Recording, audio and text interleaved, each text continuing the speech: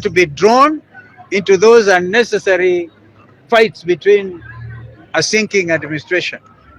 Tumekataa hiyo. We said we are not interested. So even today you see they are fighting over who is Secretary General, who is not Secretary General, those things.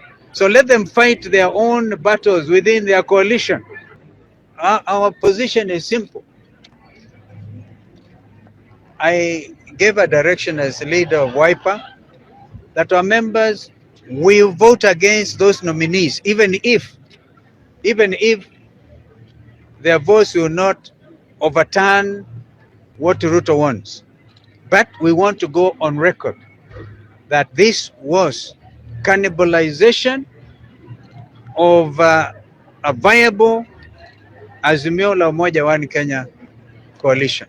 The lives and mourning the demise of a very outstanding young Kenyan journalist, the late Massimo Wea, who passed away just a few days ago. And so we want to also say pole to the media fraternity yet again, because this is a loss and we could see a lot of you attended this funeral service. But I thought I need to clarify one or two things. There's a famous photo which is doing rounds on social media. The Honorable Raila Odinga, who is our party leader for Azimio la Umoja One Kenya coalition, convened a meeting of the summit. That's why most of the leaders you see there are members of the summit. I don't need to mention their names, so they're there.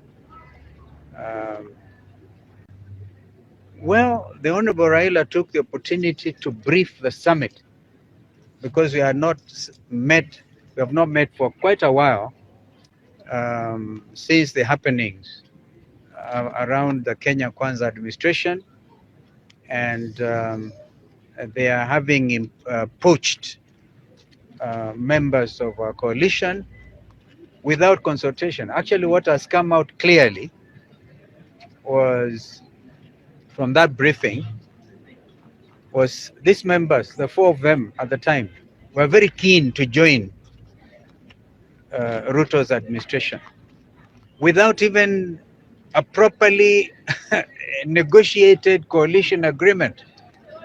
Ni kama mtu ako na hamu kuolewa.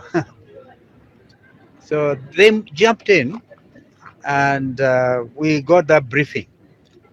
But we also, I remember telling my brother Raila that you have been snookered. Those are the words I used. That this thing about national conversation or convention will not happen because Ruto has got what he wanted and what he calls government of national unity. And there's no government of national unity because there cannot be. Even if for a moment you are to assume amechukua watu wa ODM. But ODM plus Kenya Kwanza is not national unity. And so the rest of us are very clear that William Ruto snookered Raila Odinga and so Raila was himself very unhappy. He was actually calling him from or sending emissaries to tell him not to announce a cabinet his other half before he came back. But that is all now water under the bridge. Our position is simple. I gave a direction as leader of Wiper that our members will vote against those nominees, even if their votes will not overturn what Ruto wants. But we want to go on record that this was cannibalization of a viable Azimio la Umoja One Kenya coalition. However, we took the decision that Azimio will stand as Azimio.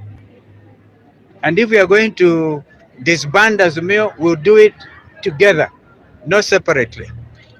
Because even our friend Peter Munya, who wanted to issue a statement that is also PNU is pulling out, we're able to agree if we are going to have to do away with Azimio la Umoja, One Kenya, which is not our intention, we'll have to do it together. Take a decision.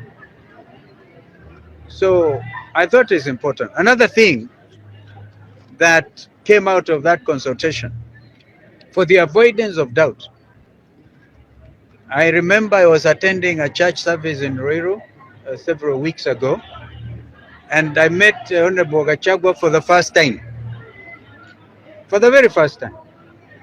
And then there were discussions that some people want to impeach him. I think that conversation is alive again. But as a summit of Azimio, including Raila Odinga himself, we have taken the position, if they bring an impeachment motion against a deputy president, what is his name? Rigiji, we will Azimio oppose it. We don't want to be drawn into those unnecessary fights between a sinking administration. Tumekataa hiyo. You said we are not interested. So even today, you see they are fighting over who is Secretary General, who is not Secretary General, those things. So let them fight their own battles within their coalition. They should not bring Azimio la Umoja into their cat fights. I hope I've made this very clear. Kwa hivyo mambo ndio haya. I hope I've given you stuff. So that was what was discussed today. Azimio la Umoja will stand. We are not going to get involved in impeachment processes. But by the way, if they were to bring impeachment of the ticket, we could find that attractive. But I don't think it is there in law. You impeach one at a time. That is their business. What is also come out clearly is the Court of Appeal, which is the next of course, the Supreme Court, has agreed with the High Court ruling that Finance Bill 2023, which is what now they are using to collect illegal levies like housing levy, is unconstitutional. So where does that leave this administration? And would you still want to join them? Wewe kama unawekwa cabinet secretary wa agenda utakubali? If there's any question you can put it. I think that's it. Yes, sir. My name is Samuel Masiga from Citizen TV. Yes. So you say that if you are going to disband Azimio, are going to do it together. And we are not going to disband Azimio. That is the bottom line. Yeah. So don't be negative. I just wanted to assist you into that imagination, just in case you feel tempted.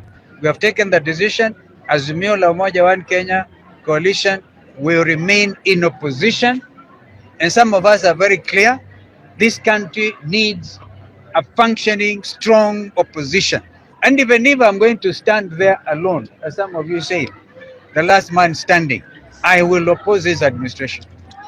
I was thinking my question. Now that Honorable Martha Karua initially, she has announced that she wants to leave their coalition with her partner Kenya. So what are you going to do about it now? You say that maybe Mother will then may reconsider. We don't know. But knowing Mother, she made her mind. She made up her mind. And we respect that. Yeah. Another question. My name is Maximilian, right for the country. My question is on the Court of Appeal, as you said. I'm sorry, I can't hardly hear because of the background noise. My name is Maximilian Fula, right for the county news.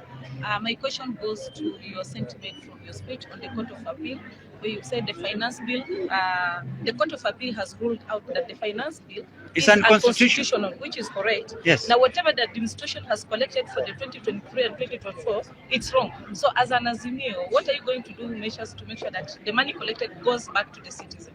You know, they were collecting even for members of parliament. I think they should insist on their refund. Because even if they go to the Supreme Court, I don't see the Supreme Court overturning. I'm now talking to you as a senior counsel. That ruling. So they are in a fix. So I think we have to look at all that. Every Kenyan who is paid a salary, right? Analipa that housing tax, all these excessive levies. Thank you. what question? Last question. Oh, thank you.